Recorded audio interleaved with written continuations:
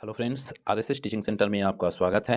आज हम बिहार दरोगा का जो थर्ड एडिशन ज्ञान बिंदु जीएस एकेडमी के द्वारा ये बुक जो लॉन्च किया गया है उसके बारे में हम आज डिस्कशन करेंगे। और इसमें बहुत ही इंपॉर्टेंट क्वेश्चन है, आप देख सकते हैं। और इसमें टोटल 25 सेट दिया हुआ है, देख सकते हैं।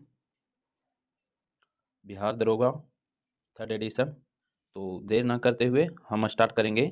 और ये परीक्षा तिथि 16/7/2023 में पड़ा है, उसके हम बात करते हैं। फर्स्ट क्वेश्चन पूछा था कीव राजधानी है, कीव किसका राजधानी है? तो इस यूक्रेन हो जाएगा। यूक्रेन की राजधानी जो था क्या था? कीव था। बात करेंगे, यहाँ डिस्कशन दिया हुआ है। तो कीव यूक्रेन की राजधानी है और यूक्रेन के जो मुद्रा है क्या है? रेविनिया है। क्या है? रेविनिया है। उसके बाद हम बात करते हैं कि स्विट्जरलैंड के जो राजधानी है वर्न है और इसके मुद्रा क्या है? फ्रैंक है।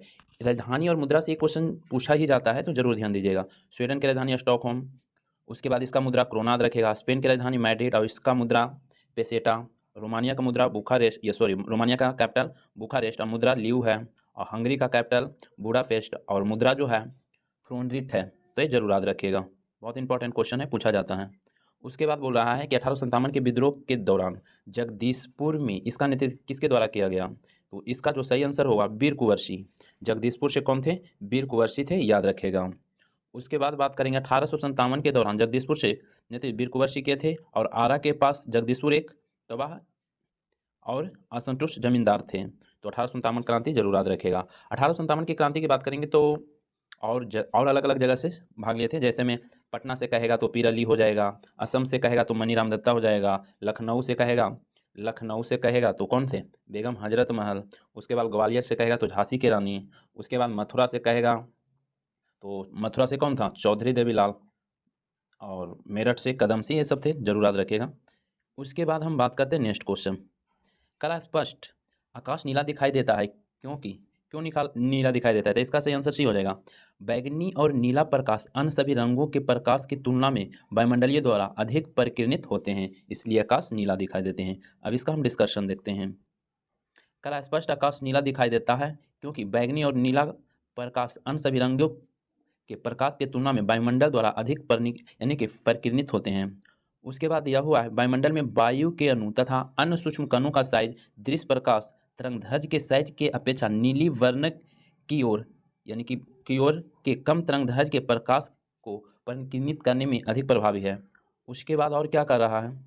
उसके बाद कह रहा है कि लाल वर्ण के प्रकाश के तरंगदैर्घ्य नीले प्रकाश के लगभग कितना गुना है? तो 1.8 गुना है। अतः सूर्य के प्रकाश वायुमंडल से गुजरता है तो वायु के सूक्ष्म कण लाल रंग की अपेक्षा नीले रंग छोटी तरंगदैर्घ्य को अधिक प्रबलता से परिकिरणित करते हैं और परिकिरणित नीला प्रकाश हमारे नेत्र में प्रवेश करता है। तो सबसे ज़्यादा परिकिरणन कहेगा किस कलर का है? तो बैगनी का।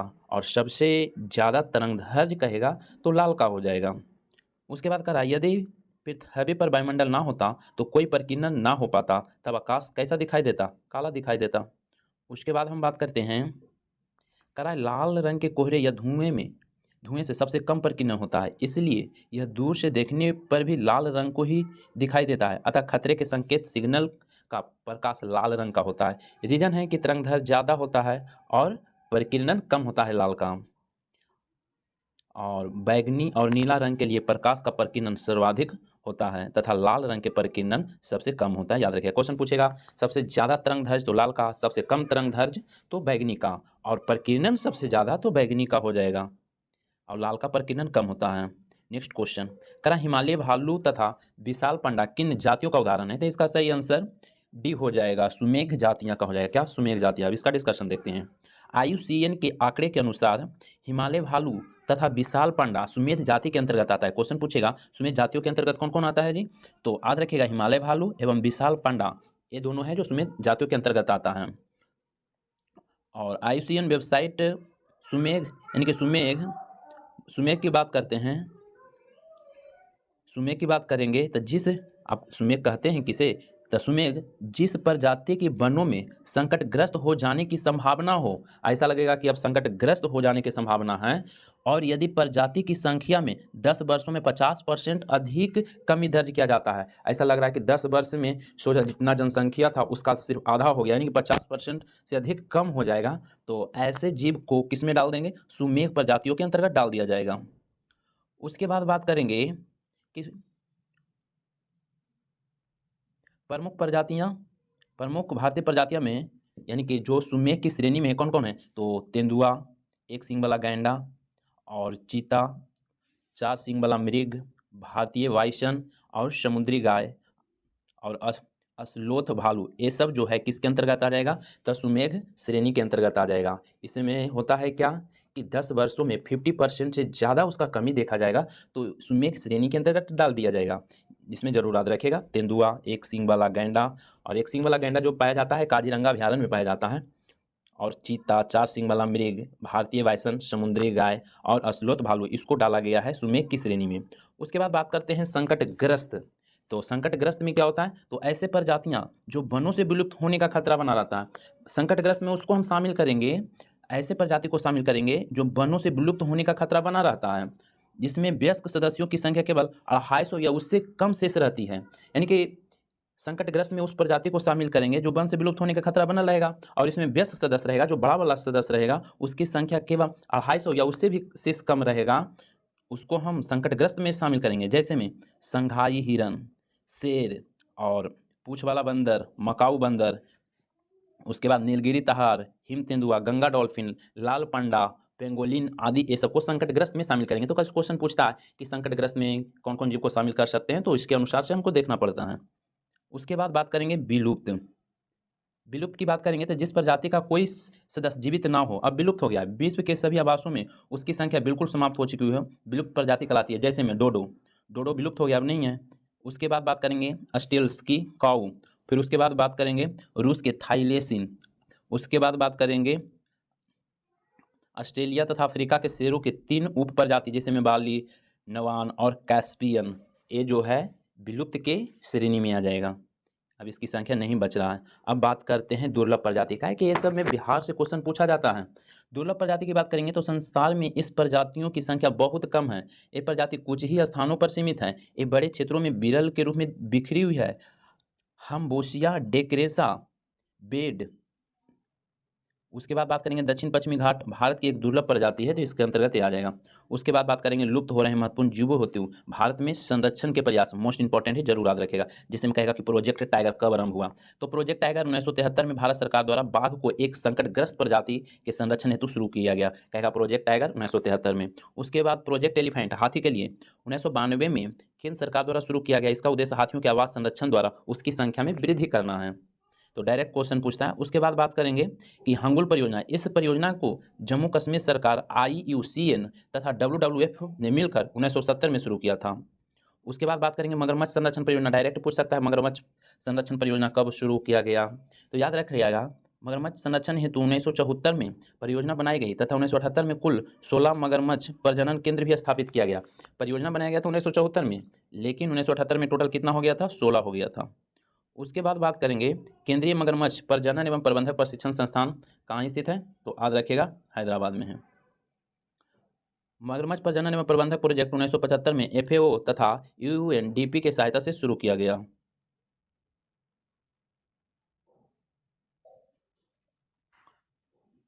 गैंडा परियोजना, गैंडा परियोजना एक सींग वाले गैंडे सिर्फ भारत में ही पाए जाते हैं। गैंडा परियोजना डायरेक्ट पूछा जाता है क्वेश्चन, कब प्रारंभ हुआ, तो 1987 हो जाएगा। गिद्ध प्रोजेक्ट की बात करेंगे, गिद्ध संरक्षण प्रोजेक्ट की बात करेंगे तो हरियाणा वन विभाग तथा बॉम्बे नेचुरल हिस्ट्री सोसाइटी के बीच 2006 में यह समझौता हुआ, जिसमें गिद्धों के संरक्षण का लक्ष्य रखा गया। यहाँ से इंपॉर्टेंट क्वेश्चन है, जरूर ध्यान दीजिए। करा इस परियोजना को 2025 तक विस्तृत करने के लिए पर्यावरण, वन और जलवायु परिवर्तन मंत्रालय ने गिद्ध संरक्षण कार्य योजना कब से कब 2020 से 25 का शुभारंभ किया।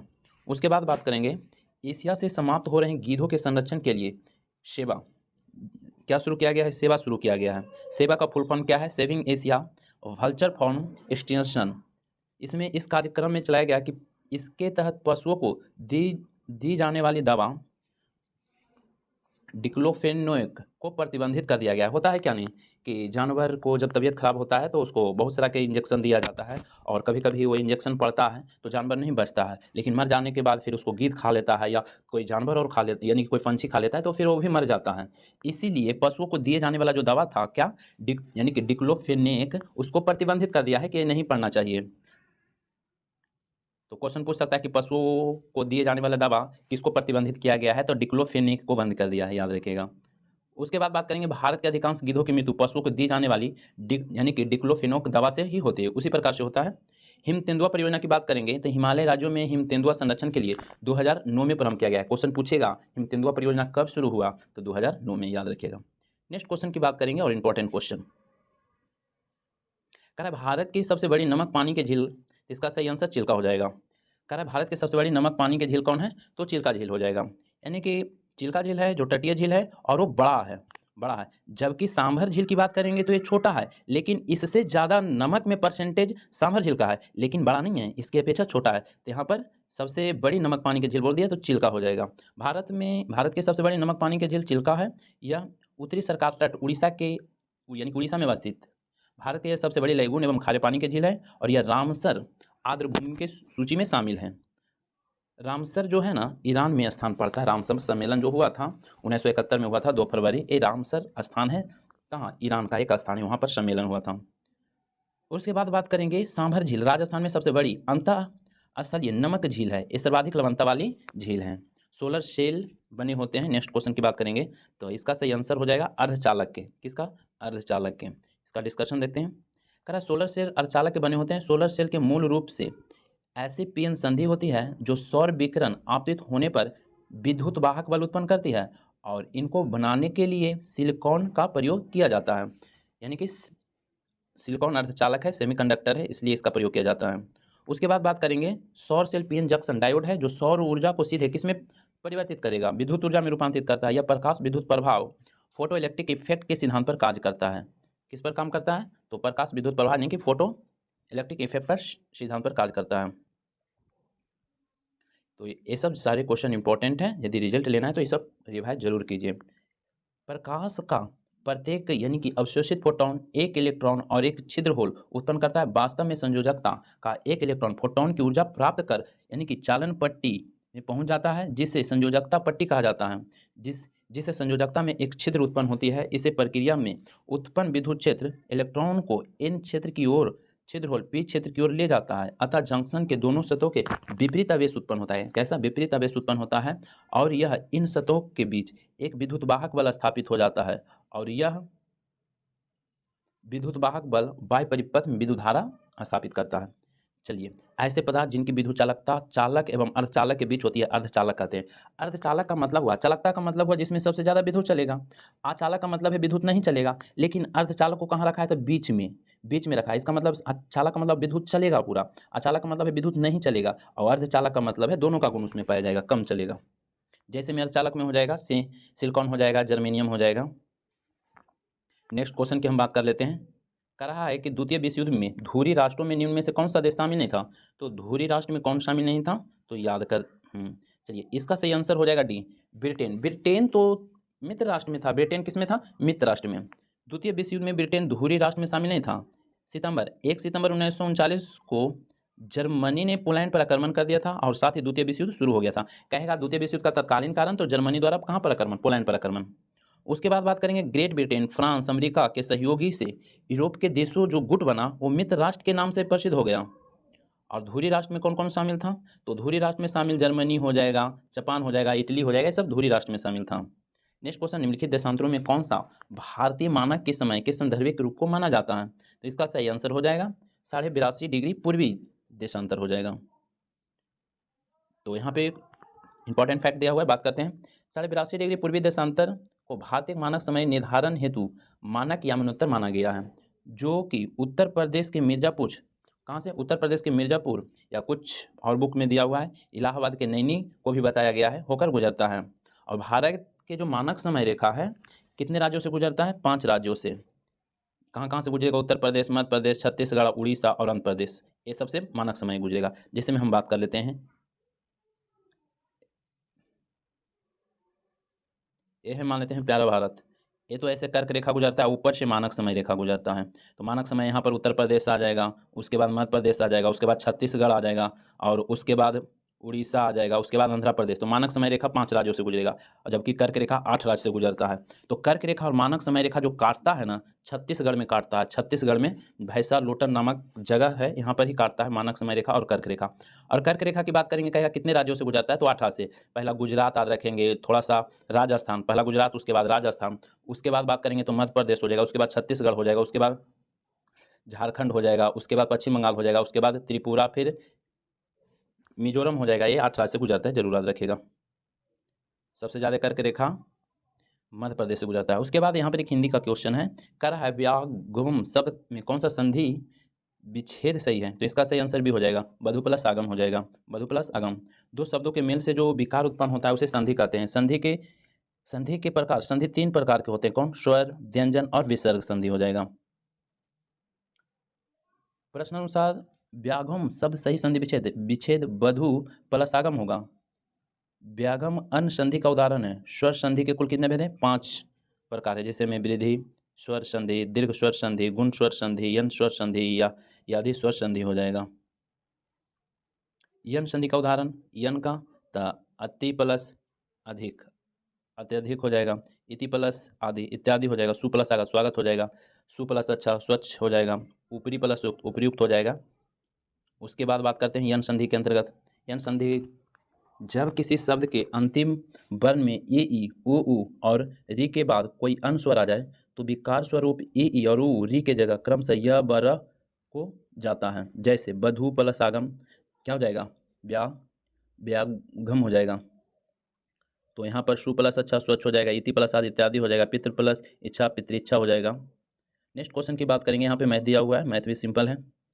कराब्याली 4.2 सेंटीमीटर त्रिज्या वाले धातु के गोले को पिघलाकर 6 सेंटीमीटर त्रिज्या वाले बेलन के रूप में ढाला गया है। कभी भी इस तरीका से कहेगा नहीं, ढालने का काम कुछ नहीं कीजिएगा, दोनों का आयतन बराबर कर दीजिएगा।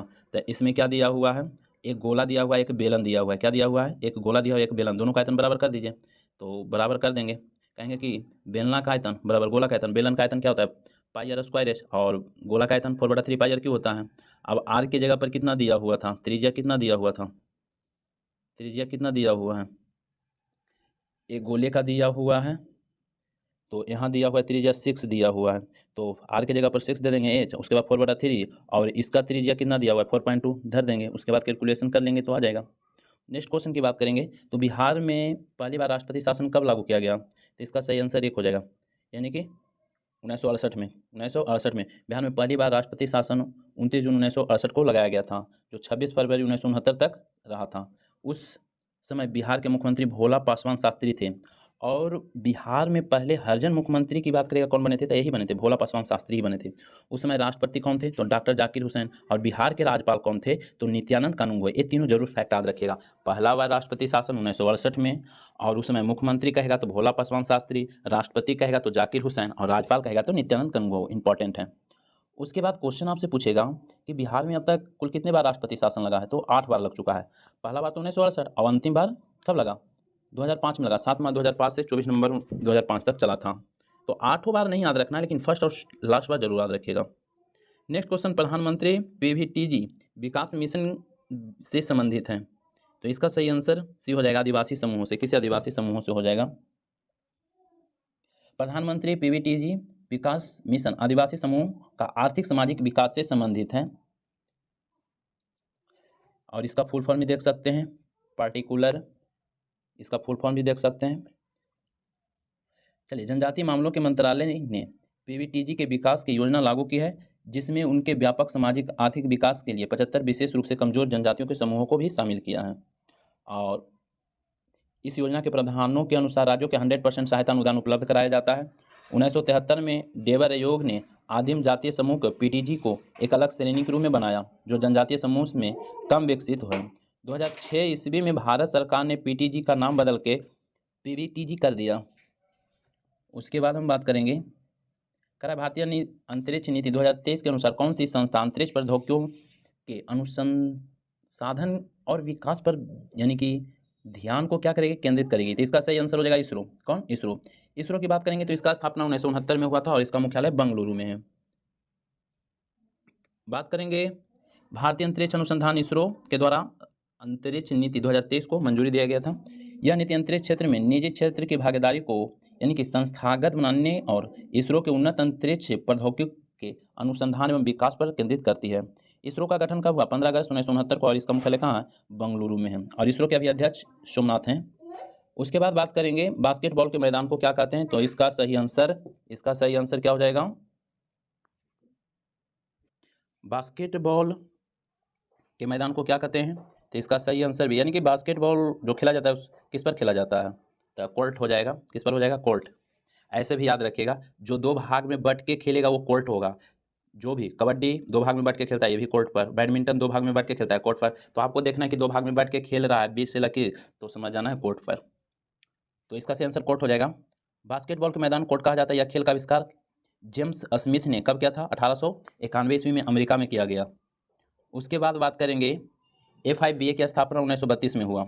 राज्यसभा के कितने सदस्य मनोनीत किए जाते हैं? तो इसका सही आंसर 12 सदस्य हो जाएगा। 12 सदस्य। राज्यसभा के 12 सदस्य राष्ट्रपति द्वारा मनोनीत किया जाता है। यह अनुच्छेद 80 के 3 के अनुसार है। ये क्वेश्चन पूछा गया है, ये टोटल क्वेश्चन पूछा गया है, लेकिन ये इंपॉर्टेंट है। ये ऐसे व्यक्ति होते हैं जिन्हें कला, साहित्य, विज्ञान, समाज सेवा के संबंध में विशेष ज्ञान एवं व्यवहारिक अनुभव हो। इनको 12 सदस्य को चुन लिया जाता है। उसके बाद बात करेंगे विजयनगर साम्राज्य में अमरम शब्द का अर्थ क्या था? तो इसका सही आंसर सैनिकों का अनुदान था। क्या? विजयनगर साम्राज्य में अमरम शब्द का अर्थ सैनिकों के दिए जाने वाला अनुदान था। यह भूमि सबसे बड़ा भूखंड था जो नायक को प्रदान किया जाता था, किंतु भूमि पर नायकों का स्वामित्व नहीं होता था, बल्कि इससे होने वाले आय पर उनका विशेष अधिकार होता था, लेकिन भूमि का नायक नहीं बना देता था, स्वामित्व नहीं बना देता था। नेक्स्ट क्वेश्चन करा है राष्ट्रपति की सलाह से लोकसभा को भंग कर सकता है? तो इसका सही आंसर प्रधानमंत्री भंग करेगा राष्ट्रपति की सलाह से। तो राष्ट्रपति प्रधानमंत्री की सलाह से लोकसभा को भंग कर सकता है। राष्ट्रपति प्रधानमंत्री मंत्रिपरिषद की सलाह से लोकसभा को निश्चित अवधि से पहले भंग किया जा सकता है। और कौन अनुच्छेद में वर्णित है? तो 85 अनुच्छेद के तहत लोकसभा को भंग करने का वर्णित है। नेक्स्ट क्वेश्चन करा है प्रायद्वीपीय पठार के सर्वोच्च चोटी? तो इसका सही आंसर हो जाएगा अनायमुड़ी हो जाएगा। कौन हो जाएगा? अनायमुड़ी हो जाएगा, जिसका ऊंचाई है 2695। इसका सही आंसर अनायमुड़ी चोटी हो जाएगा। अन्नामलाई पर्वत की चोटी अनायमुड़ी 2695, जो प्रायद्वीपीय पठार के दक्षिण भारत की सबसे ऊंची चोटी है। मोती प्राप्त करने के लिए संवर्धन किया जाता है, तो इसका सही आंसर डी हो जाएगा, ऑयस्टर हो जाएगा। मोती प्राप्त करने के लिए ओयस्टर का संवर्धन किया जाता है। ओयस्टर की दृष्टि से मन्नार की खाड़ी, कच्छ की खाड़ी एवं सौराष्ट्र समुद्री किनारा महत्वपूर्ण, इसे मोती प्राप्त किया जाता है। उसके बाद बात करेंगे मनुष्य नेत्र में पुतली का आकार का नियंत्रण होता है, तो इसका सही आंसर परितारका, जिसको हम आइरिस कहते हैं। मनुष्य के नेत्र में पुतली का आकार का नियंत्रण परितारका, जिसको हम आइरिस कहते हैं, इसके द्वारा होता है। पुतली का नियंत्रण किसके द्वारा होता है? तो याद रखिएगा आइरिस, जिसको हम परितारका बोलते हैं। कॉर्निया के पीछे यह संरचना होती है जिसे क्या कहते हैं? आइरिस या परितारका कहते हैं। परितारका गहरा पेशीय डायफ्राम होता है जो पुतली के आकार को क्या करेगा? नियंत्रित करेगा। पुतली नेत्र में प्रवेश करने वाले प्रकाश की मात्रा को भी नियंत्रित करता है। मानव नेत्र में एक कैमरे की भांति इसका लेंस निकाय और प्रकाश सुग्राही पर्दे, जिसे रेटिना या दृष्टिपटल कहते हैं पर प्रतिबिंब बनता है। प्रकाश एक पतली झिल्ली से होकर नेत्र में प्रवेश करता है, इसे झिल्ली को कॉर्निया या स्वच्छ मंडल कहते हैं।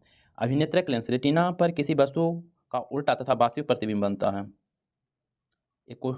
करा नेत्र गोलक की आकृति लगभग गोलाकार होती है तथा इसका व्यास, देखिए कल बिहार पुलिस का क्वेश्चन में ये भी आया है कि नेत्र गोला का व्यास कितना होता है, तो 2.3 सेंटीमीटर होता है। नेत्र में प्रवेश करने वाले प्रकाश की किरणों अधिकांश अपवर्तन कॉर्निया के बाहरी पृष्ठ पर होता है। उसके बाद बात करेंगे कॉर्निया और आँख के बीच एक नमकीन पारदर्शी द्रव भरा रहता है जिसे नेत्रोद कहते हैं। आँख के लेंस के पीछे एक अन्य पारदर्शी द्रव होता है जिसे कचाभ द्रव कहते हैं।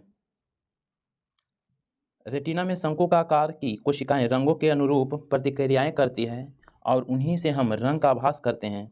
और क्षण जो रॉड कोशिकाएं हैं जो प्रकाश की तीव्रता के प्रति संवेदनशील होता है।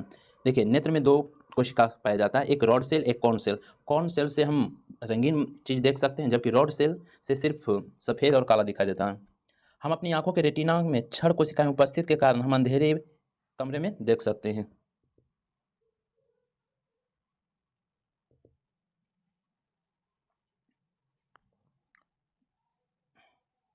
तो रात में अंधेरे कमरे में देख सकते हैं किसके कारण? तो याद रखिएगा क्षण कोशिका, जिसको हम रॉड सेल बोलते हैं। और जबकि कॉर्न सेल की बात करेंगे तो कोई भी वस्तु हम रंगीन देखते हैं कॉर्न सेल के कारण। और रॉड सेल जानवर में सब कलर नहीं देख पाता, उसमें रॉड सेल पाया जाता है। उसके बाद नेक्स्ट क्वेश्चन की बात करेंगे, करा निम्न में केंद्रीय प्रवृत्ति का कौन सा मान सभी अवलोकनों पर आधारित नहीं है। तो इसका सही आंसर गुणोत्तर माध्य सभी पर नहीं है। ये मैथ का क्वेश्चन है, आप देख सकते हैं। उसके बाद बात करेंगे, कर अधिक अपवर्तनांक वाला माध्यम। तो इसका सही आंसर एक दूसरे माध्यम की अपेक्षा प्रकाशित संघनन है। ये सही आंसर हो जाएगा। दो माध्यमों की तुलना करते समय अधिक अपवर्तनांक वाला माध्यम दूसरे की अपेक्षा प्रकाशीय सघन है और दूसरा कम अपवर्तनांक वाला माध्यम प्रकाशीय विरल माध्यम है। इसमें है जिसका अपवर्तनांक ज़्यादा होगा उसमें प्रकाश की चाल कम होगा और अपवर्तनांक कम होगा जिसमें प्रकाश का चाल ज़्यादा होगा। ये जरूर याद रखिएगा। विरल माध्यम में प्रकाश की चाल सघन माध्यम की अपेक्षा अधिक होता है, अतः विरल माध्यम से सघन माध्यम में गमन करने वाली प्रकाश की किरणें धीमी हो जाती है, अतः अभिलंब से दूर झुक जाती है। जब ये सघन से विरल माध्यम में गमन करती है तो इसकी चाल क्या होगा, बढ़ जाएगा और ये अभिलंब से दूर हट जाता है। देखिए सबसे पहले आपको जानना पड़ेगा सघन किसे कहते हैं और विरल कहते हैं किसे। देखिएगा अब जैसे में हम वायु में ले लेंगे और पानी के में ले लेंगे तो ये दोनों में हम तुलना करेंगे तो वायु को हम विरल बोल देंगे और पानी को सघन बोल देंगे। करा है क्वेश्चन में सतलज तथा काली नदी के मध्य कौन सा हिमालय है। तो इसका सही आंसर कुमायूं हिमालय हो जाएगा। यहाँ से क्वेश्चन इंपॉर्टेंट है, पूछा जाता है। सतलज तथा काली नदी के बीच मध्य कुमायूं हिमालय के नाम से जाना जाता है। नदी घाटियों के आधार पर सर सिडनी बुराड के द्वारा हिमालय पर्वतीय प्रदेशों को 4 प्रादेशिक विभाजन में बांटा है। कहेगा 4 भाग में जो बांटा है ना, किसके द्वारा बांटा गया, सिडनी बुराड के द्वारा बांटा गया है। जैसे में बात करेंगे हिमालय की, बात करेंगे हिमालय की, जैसे में भारत है, सही से तो फिगर ड्रा नहीं हो रहा है, समझ आना, ये भारत है। तो हिमालय को 4 भाग में बांटा है। पहला हो जाएगा पंजाब हिमालय। तब पंजाब हिमालय होता है सिंधु और सतलज के बीच और इसका लंबाई होता है 560। उसके बाद पंजाब हिमालय, उसके बाद कुमायूं हिमालय तो सतलज और काली के बीच होता है और इसका लंबाई 320 होता है। और नेपाल हिमालय सबसे ज़्यादा लंबाई होता है। कुमायूं, पंजाब हिमालय सिंधु सतलज, कुमायूं हिमालय सतलज काली और नेपाल हिमालय काली और तीस्ता के बीच है, इसका लंबाई 800 होता है। और यहाँ पर असम है तो असम हिमालय तीस्ता और दिहांग के बीच ये 720 होता है। यहाँ से इंपॉर्टेंट क्वेश्चन पूछा जाता है। तो इसी के बारे में बोला है कि जो हिमालय के 4 प्रदेशीय विभाजन किया है, कौन किया है, तो सर सिडनी बुराड किया है। और यहाँ पर दिया हुआ है, देखिए पंजाब हिमालय 560 किलोमीटर, सिंधु सतलज के मध्य हिमायूं यानी कुमायूं हिमालय 320, सतलज काली के मध्य, नेपाल हिमालय 800 सबसे ज़्यादा लंबाई ही है, काली और तीस्ता के मध्य नदियों के बीच है। असम हिमालय 720 तीस्ता और दिहांग के नदियों के बीच है। दिहांग ब्रह्मपुत्रा को बोलते हैं अरुणाचल प्रदेश में। तो ये जरूर याद रखिएगा। तो आज भर इतना ही रहने देते हैं, फिर नेक्स्ट वीडियो में, नहीं तो बहुत बड़ा वीडियो हो जाएगा, नेक्स्ट वीडियो में हम आगे इससे बढ़ाएंगे। वीडियो अच्छा लगता है तो लाइक कर दीजिए, चैनल पर पहली बार आए तो सब्सक्राइब कर लीजिए। वीडियो समाप्त।